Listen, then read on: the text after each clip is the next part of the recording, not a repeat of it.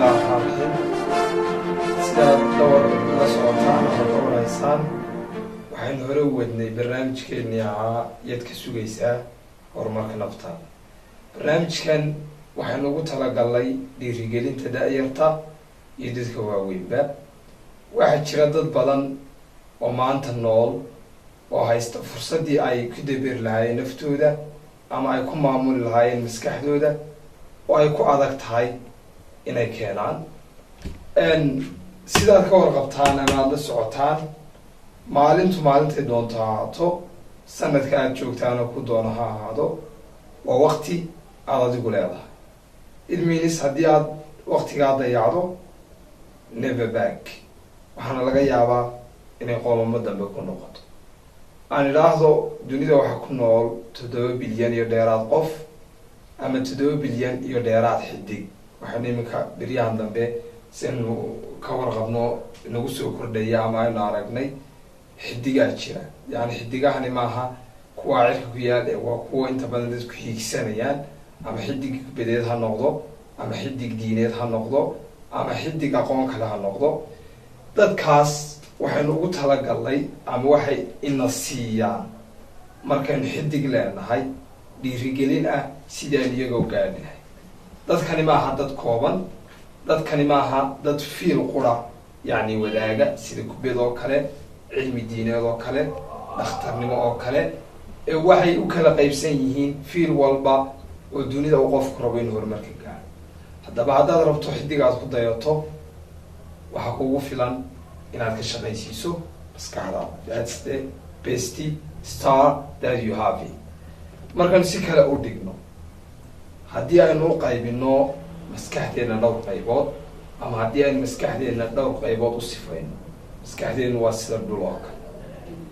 dhulka isagu choice kuma siiyo ama doorasho kuma siiyo, ee waxa aada dhulka ku arki kartaa waxa weeye yani dhulka waxaad ka manaafacaadsan kartaa waxaad adigu doonto. tusaale ahaan dhulkaad haysatay sida uu sheegay nin la yahdo Earl Nightingale, wuxuu dhul maskaxdaada oo kale weeye. dhulka waxaad ku beeratay qayb kamida corn ama galley, qayb kamidana waxaad ku beeratay geedkan aynu tusaale usoo qaadano, isagu dhirka lu tusaale u bixiyay booc oo kale. geedka aada sugayso inuu kaaga soo baxo dhulkan aad ku beeratay dhinaca midig ah waxa weeye inuu kuu soo baxo geedkii koonka ahaa ama galleyda ahaa. dhinacanna waxaad sugaysaa waxa weeye geedkii ahaa maxay boocda inay kuu soo baxo. yani wuxuu uga jeedaa dhulkan waxaad ku beeratay ayuunbaa kaaga soo baxaya. haddaad halkan koon ku beeratay ama galley, hadhuudh, basalbaar iyo wixii lamida, iyagunbaa dib kugu soo baxay, wax kale ha sugin. halkan haddaad ku beeratay booc iyo dhir kale oo aan manaafacaad lahayn, iyagana iyagunbaa ku soo baxay. haddaba waxaynu uga jeednaa markaan sidaa leenahay maskaxdaada iyo garashadaada waxaad geliso ayuunbay dib usoo celinaysa. haddaad aqoon badan soo urursato oo aad aqoontaa badan kaga shaqaysiiso maskaxdaada, waxa lagaa dhex arkaya waxa weeye inaad tahay maxay aqoon-yahan. haddii aad tahay ama aad ka faa'iidaysan weydo maskaxdaada oo aad tahay qof fadhiya kuna qanacsan noloshu maanta joogo, maskaxdaadu waxay ahaanaysaa mid intaa ku gaadhsiisay weligeedna intaa kugu hanaysa. haddaba aan tusaale fiican soo qaadano, waxaa jira dad horumariyay naftooda. sidaanu barnaamijka hore kusoo sheegnay ama aynu ku qeexnay, waxaa jira nin la odhan jiray Earl Nightingale. maanta waxaa loogu yeedhaa dean of the personal development. markaynu ninkaa ka tagno waxaa jira dadaad maanta ku dayan karto. waxay yihiin islaam sidaad oo kale, waxay odoraseen ama keeneen waxyaaba dunida ku cusub. waqtigay ku noqotoba aan dib u yar noqono, waxaa jira nin la yidhaahdo Dr. Benjamin Carson. inaad wada aragteen baa suurtagala filmaantiisa iyo historigiisa. waa ninkii ugu horreeyay ku guulaystaa inuu kala jaro laba mataana ah oo madaxooda isku dhegsan yahay. ninkan Dr. Benjamin Carson wuxuu ahaa markiisii hore nin aada u saaqida, maskaxdiisuna aanay fiicnayn. maalin maalmaha kamida ayuu iskuulka xaadiray, imtixaankiisi baa loo soo dhejiyey. imtixaankii markii la qaybinayay ayaa waxaa la yidhi qof walba oo paperkaaga markska kuga qoran adigu ku dhawaa. Dr. Benjamin Carson isagoo markaa inan yara ayaa la yidhi sheeg markska kuga qoran waraaqda. saasuu egay, wuxuu macalimadii ku yidhi none. macalimaddu waxay mooday maadaama ninkan ku ogeyd inuu saaqid yahay inuu yidhi 9. proud way great bay ku tiri. deedna ardayba saa u egtay waraaqdiisii eraneedgeed, waxay aragtay inaynan tahay yani 0. deedna waxay no teacher it's not 9 it's none. ardaydii o dhan way ku wada qosashay. macalimadii way hiiftay oo way maagtay, waxay tiri sidan si isku dhaan. adigu sheekada waan koobayaa maadaama waqtigu yar yahay. wuxuu sameeyey self study. hooyadii ayaa inta badan la dadaali jirtay. maalin maalmaha kamida ayay hooyadii waxay nasiib u heshay inay maktabad ka howlgasho. maktabadaas ayay ka shaqeyn jirtay, masixi jirtay, waxay uga soo qaadi jirtay buugaagta, uu akhrisan jiray. wuxuu sameeyey self study aada u badan, isagoo markii hore ahaa none ama 0. heer buu gaadhay inuu noqdo dadka ugu sarreeya iskuolkii markuu high schoolka graduate garaynayay. alxamdulilah. nolosha waxa maamula ama qofku islaam ahaado ama gaal, waa ilaahay baa guusha dadka siiya. wuxuu ku guulaystay inuu helay ama uu gaadho darajada koowaad ee lagu geli karo caafimaadka. waxaa jira rate ama dad haddii ay scoorka meel gaadhaan loo ogol yahay inay caafimaadka oo kala galaan. ninkan wuxuu helay kulliyaddii caafimaadka, wuu bilaabay. wuxuu ku guulaystay inuu helo dhamaysto waxbarashadii digriga koowaad oo caafimaadka general physicianka ama cudurrada guud iyo dhakhaatiirta waxaa ku takhasustay. wuxuu diyaarinayay specializationkiisii ama yani wuxuu ku takhasusi lahaa. wuxuu doortay neurosurgery. waa mid kamida fiilasha ugu adag caafimaadka. alxamdulilah, guusha ilaahay baa mar walba wada, waa inaynu xusuusnaanaa. waxaa laga qaaday exaamkii intransiga uu ku gelayay xaggee neurosurgery. wuu guulaystay, imtixaankii uu bilaabay.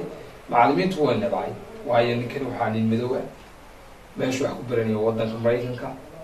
madowga iyo takoorkiisa muu madhnayd. waxaa la sameyn jiray caseska ugu adag baa loo diri jiray. yani marka cusbitaalka la sameynayo clinical observationka ama dhakhtarku uu eegayo dadka bukaanka, qof walba case buu qaabili jiray oo odhan jiray adigu kaasaan berri kaa rabaa, case study ugu diri jiray. deedna isaga kuwa ugu adag baa loo diri jiray si uu uga tago fiilkan, laakiinse isagu xallin jiray. bugaag badan markuu akriyay dadaal sameeyo. hooyadii baaga fiican bay ahayd, keep going bay odhan jirtay. waxbayaan hadda laka idinku daalin. wuxuu ninkii noqday nin smart, maskaxdiisana ka faa'iidaysta. maalin maalmaha kamida ayaa isagoo cusbitaalka ka shaqeynaya oo intershipka u dhamaaday, graduate gareeyey, oo dhakhtarkii neurosurgeryga ugu qoraa cusbitaalka u maqan yahay, ayaa waxaa la keenay 2 twins oo German u dhashay. cusbitaalku waa John Harrison, wuxuu ku yaalaa Washington. labadii twinska oo maskaxda iskaga dhigsan yihiin, yani madaxa dhinaca iskaga dhigsan yihiin. deedna mar haddaan dhakhtarkii neurosurgeonka joogin, ilqashaa loo baahdo. wuxuu anigaa qalliinka samaynaya. okay baa la yidhi, laakiin si miyaad qallimo hore samay minor surgeries neurosurgeryga uu sameeyey, laakiinse qalliin noocan oo kale mu samayn. dhakhtarkii wuxuu weydiiyey ama agaasimihii hospitalku wuxuu weydiiyey weligaa qalliinkan haddaanad samayn sidee baad beenkaas soo samaynaysa? wuxuu yidhi waxaan aaminsanahay maskaxdayda waxa ku jira. okay, waa loo ogolaaday inuu qalliinkii sameeyo, laakiinse waalidkii choice bay siiyeen. waxay yaadeen ma aqbalayno in carruurteeda mid kamid xataa dhinto, labaduba waxaan doonaynaa ina noolaada. okay waaye buu yidhi.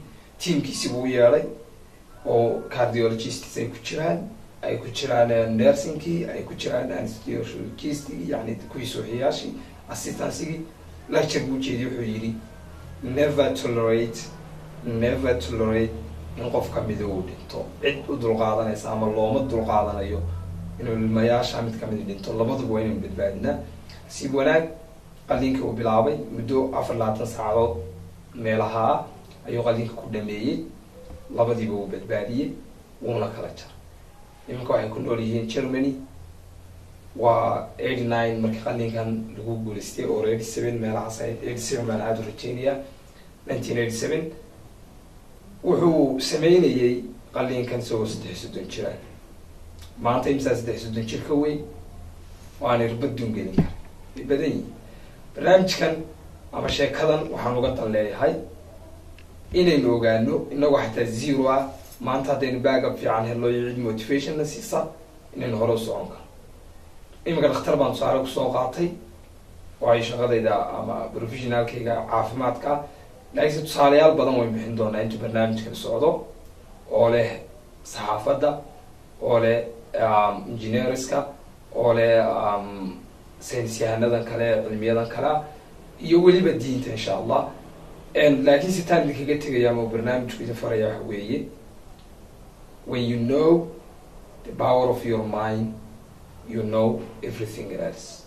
markaad ogaato waxa maskaxdaada ku jira ama awoodda ay maskaxdaadu leedahay ayaad wax walbana ogaan kartaa oo ka sargaari kartaa. waxaan idinkaga tegayaa isma dhaafno, barnaamijkuna way noo sii socon doonaa.